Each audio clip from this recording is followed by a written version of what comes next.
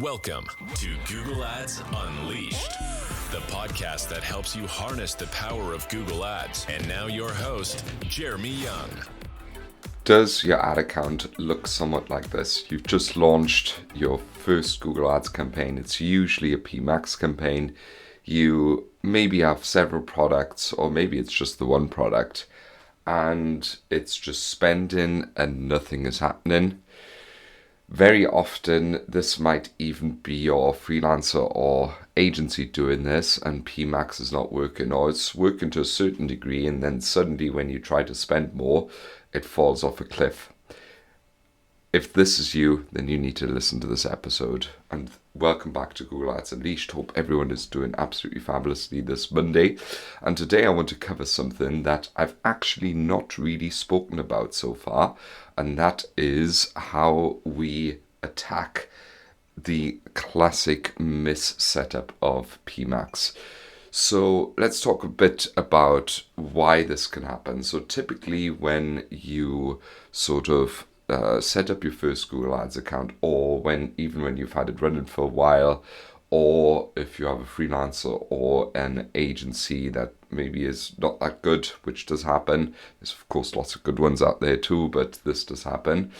It seems, and also by Google suggests this very often, so Google themselves, it seems very often that PMAX is just the one campaign to fix it all patch that they slap on the big wound that is your bleeding media buying.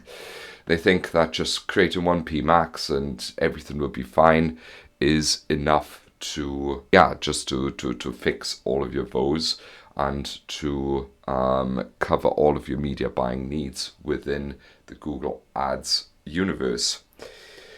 And I think that's completely wrong and foundationally wrong. And I'm not hating on PMAX. When it came out, it was a bit of a black box and a bit of an odd product, in my opinion.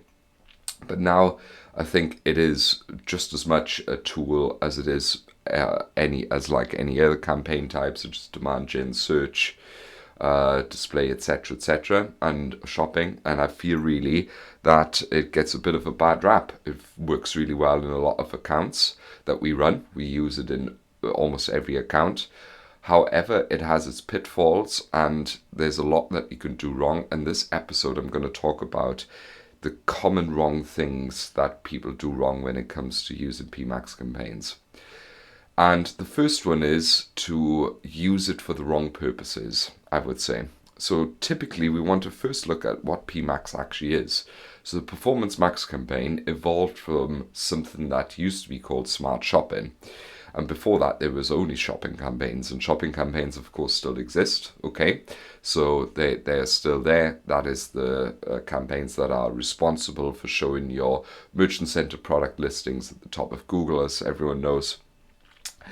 And that, I think it was about 2017 or 18, I believe, evolved into something that then was called Smart Shopping, which doesn't exist anymore. And a Smart Shopping campaign was sort of one of Google's first big excursions into the automation sphere.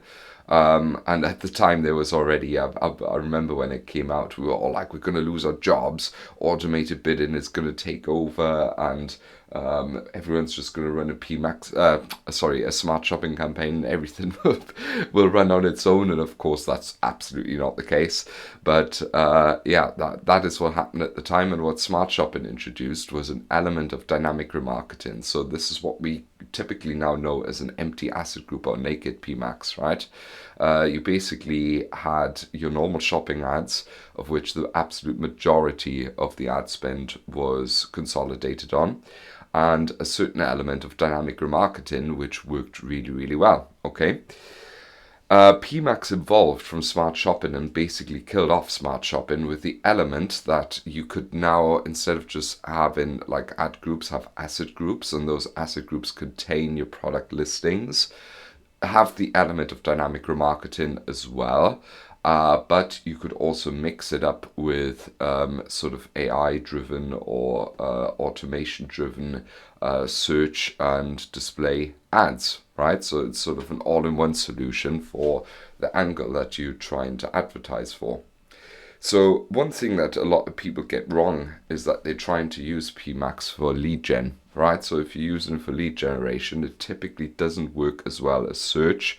The reason for that is that Google, when it comes to stuff like form submissions, which you would typically track with lead gen, will go for low-hanging fruits when it plays out PMAX. PMAX typically is a campaign that really tries to favor the bottom funnel.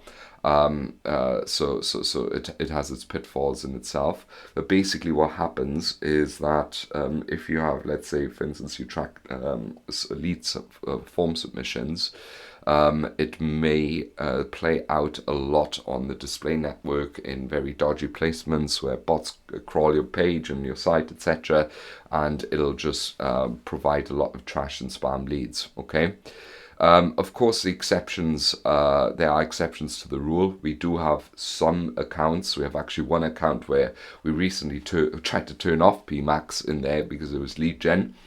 And it turned out the volume of the inquiries dropped dramatically, which we didn't want, and which we then reversed, right? So not every test is successful, but basically our hypothesis failed there. The quality of traffic didn't actually improve, the quantity of traffic dropped. And we believe this is because, and this is maybe too niche for this podcast, but it's nice, like mentioned anyway, we believe this actually happened because the PMAX is not very good at covering several angles of how someone searches for your service or product.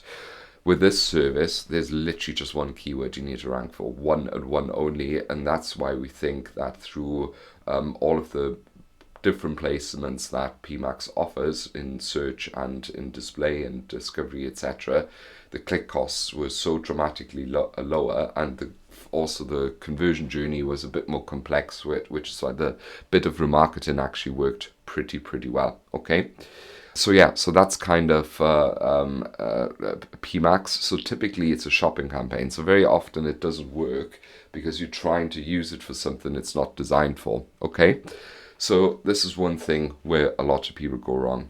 The second thing where I feel a lot of people go wrong is that they are using simply the wrong settings, because as so often with Google Ads, there's so much that you can do wrong, right? There's so many issues that you can have by just having the wrong box ticked, and with PMAX that is more than ever the case. So first things first, when you head through a PMAX campaign, and I'm trying to do this off the top of my head now, very often you have something ticked that is called asset optimization, okay?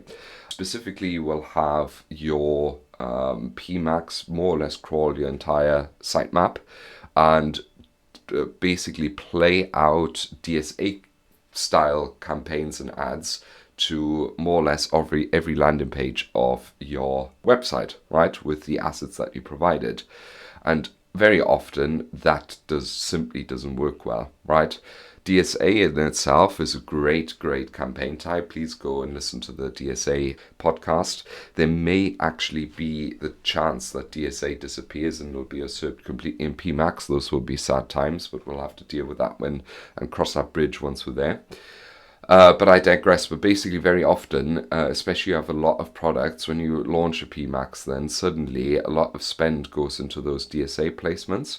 For that, you can actually very easily see if this is the case with you and if you're bleeding money. If you head into the Insights and Reports tab, Users Dimensions, Campaign Type, filter down on PMAX, and then have another dimension called Landing Page, and you look at your usual KPIs over a longer period of time, spend, clicks, etc., conversions. And very often in those types of ad accounts, when we audit it, we see a ton of spend on certain landing pages which never convert, right?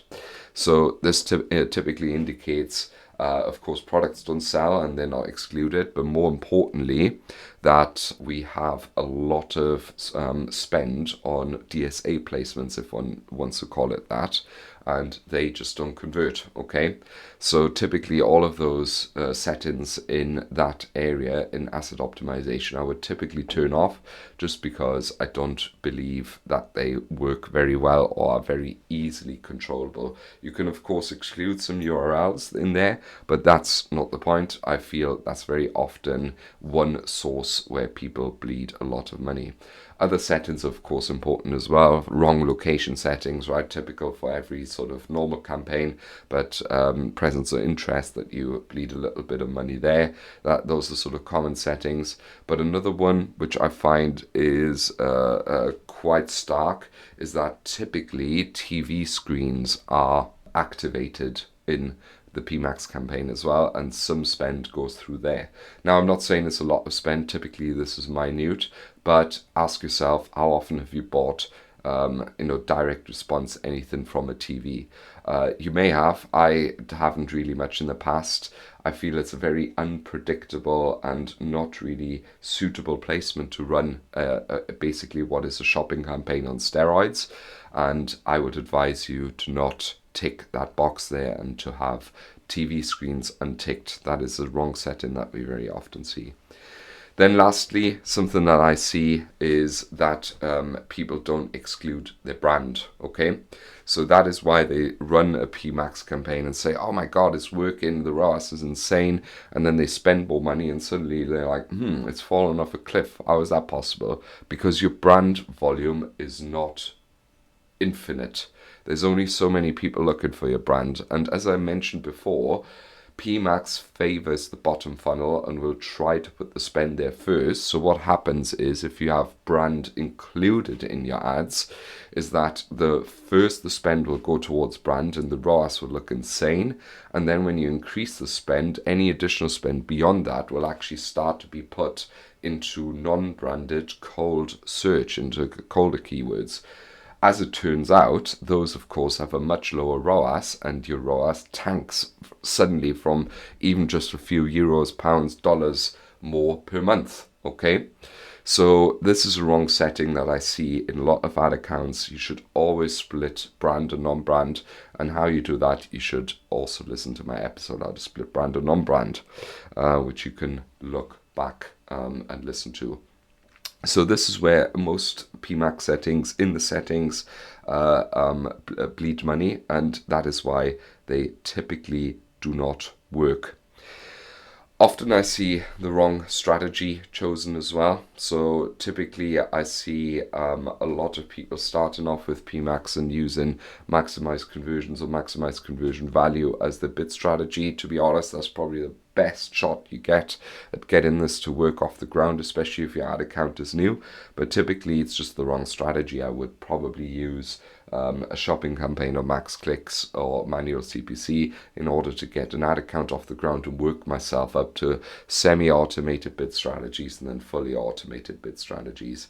I've also seen a case the other day where someone's said to me, our PMAX is not spending, and then they've chosen a target CPA of €7 for a product that costs, I don't know, something like €100 or something. So of course it's not going to work and not going to spend because the bid strategy is suffocated. So it's just not going to work. Right, then typically something that I see when it very often doesn't work, or why it produces poorer return on ad spend, is that we have asset groups that do not have shopping included. So typically before this happens, very often, if you create a PMAX before you even connect your merchant center to the ad account, that you will create asset groups that do not have listing groups. So they don't actually have your shopping products in there. This is a strategy that a lot of people use to emulate a setup for search. Okay, so in terms of trying to have an asset group that covers an aspect that they would typically build a search campaign for. I'm not convinced that they do very well. We've had I was speaking to a training client yesterday who had such a PMAX, and we let it run on minimal spend now, but it used to have tons of spend on it, and it was crazy unprofitable because it was basically a search-based PMAX. Okay, that doesn't really work. As I said, PMAX is a relic of smart shopping and typically inherently a shopping-based campaign. You can't use it really for search, and you shouldn't really. It's always almost better to try your best to use search campaigns first before you try a weird thing like that. So it's just using the wrong strategy, and it's not really using the right features of the campaign. Then typically something that I see very often is that people just strategize poorly with PMAX, okay? So typically what I see very often is either that they stuff all of their asset groups into one PMAX and just hope that it automatically optimizes properly to all the different product types that they're trying to cover that probably have different margins, right? And hope that Google will automatically know how much budget to allocate to what asset group or to which part of the business. So I just see that very often happening and producing odd results.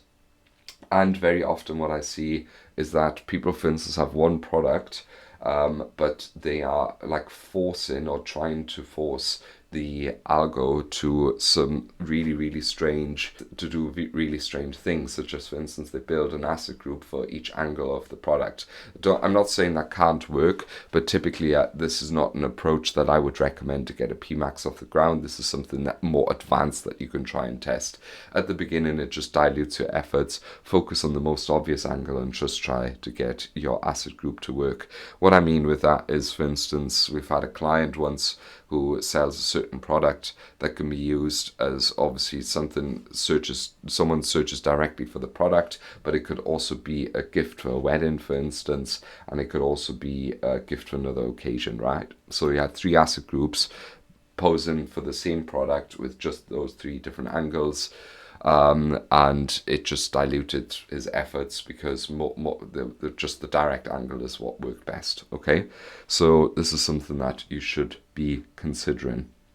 And something that goes very wrong when we're already talking about asset groups is shitty creative, full stop.